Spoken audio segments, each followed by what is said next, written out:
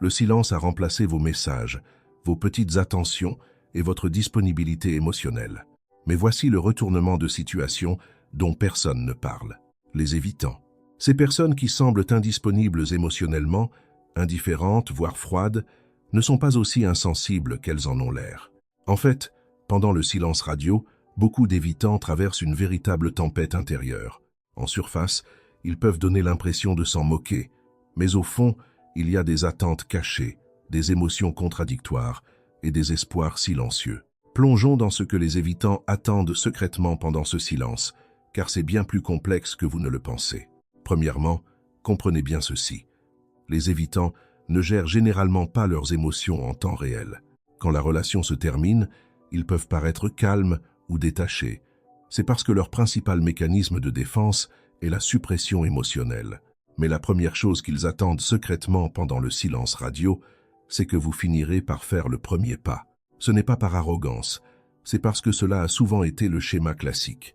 Les évitants créent inconsciemment de la distance et s'attendent à ce que l'autre personne soit celle qui comble ce fossé.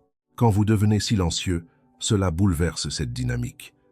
Ils ne le montrent peut-être pas, mais ils font attention. Chaque jour où vous n'appelez pas, où vous n'envoyez pas de message, où vous ne courez pas après eux, ils le remarquent.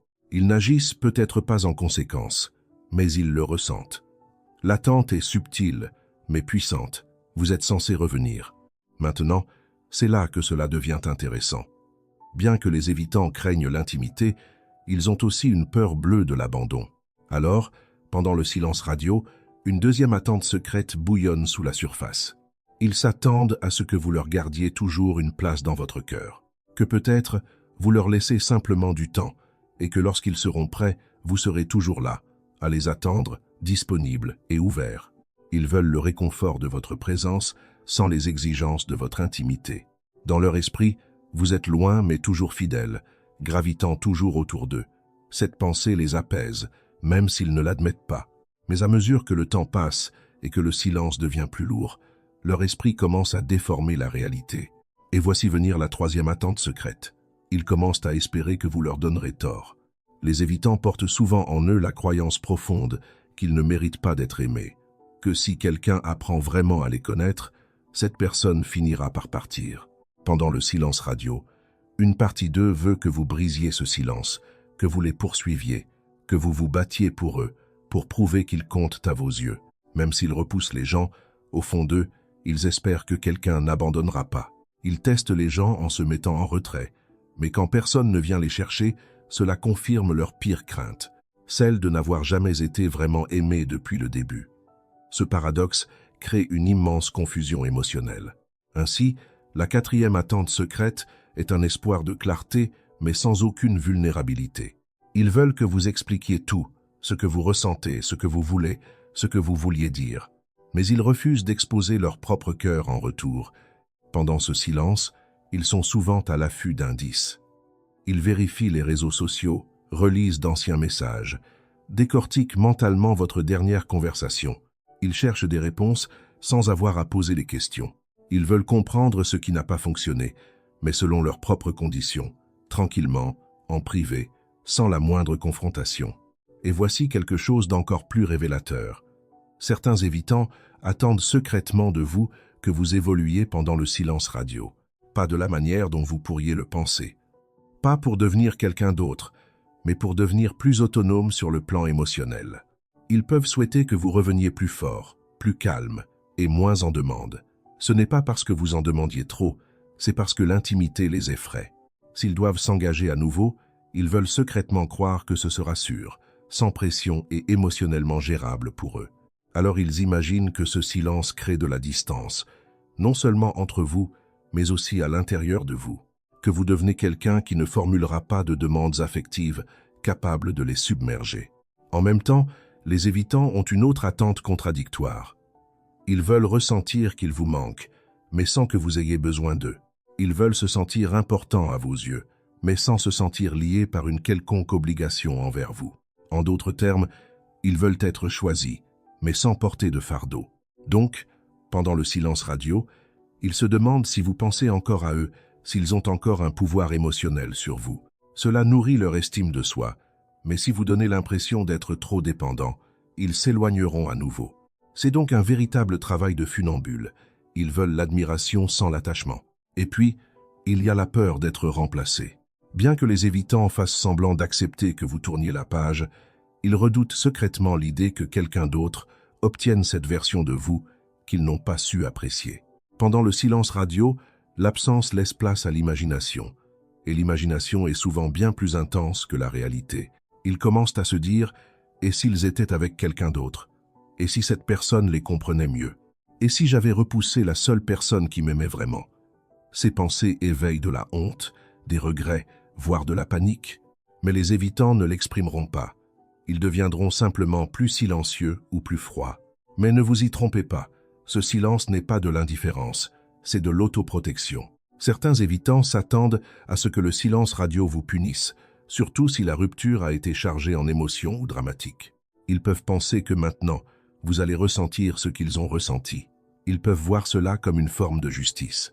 Mais avec le temps, cette attente s'estompe et elle est remplacée par quelque chose de beaucoup plus vulnérable.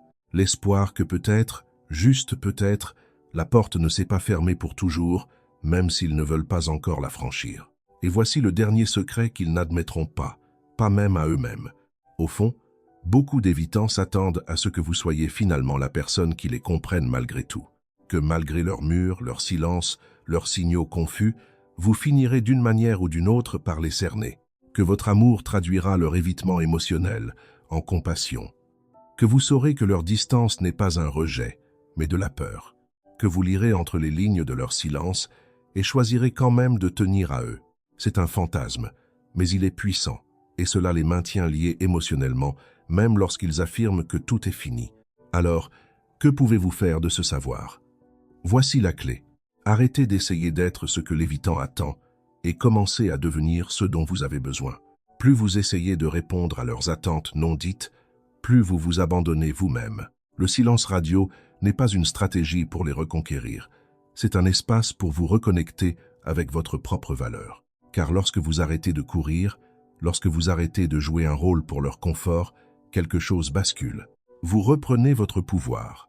Et c'est la seule chose à laquelle les évitants ne s'attendent jamais. Que vous grandissiez tellement dans le silence que vous n'aurez plus besoin de leur bruit. S'ils reviennent, ce ne sera pas parce que vous avez satisfait leurs attentes secrètes, ce sera parce que vous avez brisé le schéma. Vous êtes sorti de cette dynamique. Vous leur avez fait ressentir votre absence, non pas avec de la colère ou comme une punition, mais avec une paix profonde. Et cette paix, ironiquement, est ce qui les déstabilise le plus. Parce que, pour une fois, ils ne fuient pas loin de vous. Ils vous regardent simplement partir et réalisent qu'ils ne seront peut-être plus jamais les mêmes. Si ce message a résonné en vous, prenez une grande inspiration. Vous n'êtes pas seul. Naviguer dans des relations avec des personnes évitantes peut vous laisser confus, ignoré et émotionnellement vidé. Mais le silence que vous choisissez maintenant n'est pas vide. Il est puissant. C'est là que la guérison commence, non pas pour eux, mais pour vous. Si vous avez déjà eu l'impression d'être le seul à faire des efforts, souvenez-vous de ceci. Votre profondeur émotionnelle n'est pas une faiblesse, c'est un cadeau. Et ceux qui ne peuvent pas vous rejoindre à ce niveau ne sont pas un fardeau que vous devez porter. Alors si vous êtes prêt à retrouver votre paix intérieure, aimez ce contenu. Cela aide d'autres personnes à trouver ce message. Abonnez-vous pour plus de réflexions sur la guérison émotionnelle, les limites saines et la redécouverte de votre estime de soi. Et laissez un commentaire ci-dessous, dites quelle partie de ce message vous a le plus touché. Je lis tout le monde, et on ne sait jamais qui l'on peut aider en partageant son histoire. En attendant la prochaine fois, protégez votre paix, honorez votre évolution, et souvenez-vous, vous n'êtes pas ici pour vous effacer pour le confort de quelqu'un d'autre. Vous êtes ici pour vous élever. Ce que les évitants attendent secrètement pendant le silence radio. Vous avez coupé le contact. Vous êtes parti.